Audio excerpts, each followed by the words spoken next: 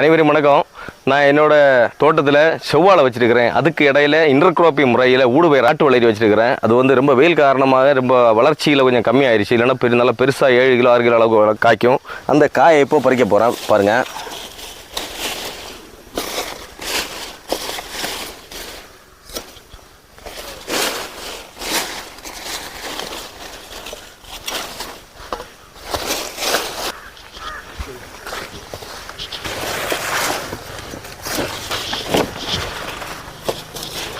பார்த்தீங்களா, ஒரே இடத்துலேருந்து இனியும் காய் நிறைய பறிக்க கிடக்கு பாருங்கள்.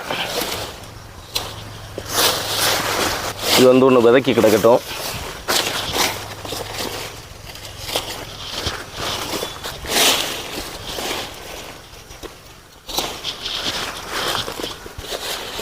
பார்த்தீங்களா, ஒரே இடத்துலேருந்து எத்தனை காய் பறிச்சிருக்குன்னு பாருங்கள். அப்போ இந்த இன்டர்க்ராப்பிங் முறை லாபமாக நஷ்டமானு நீங்களே தெரிஞ்சுங்க.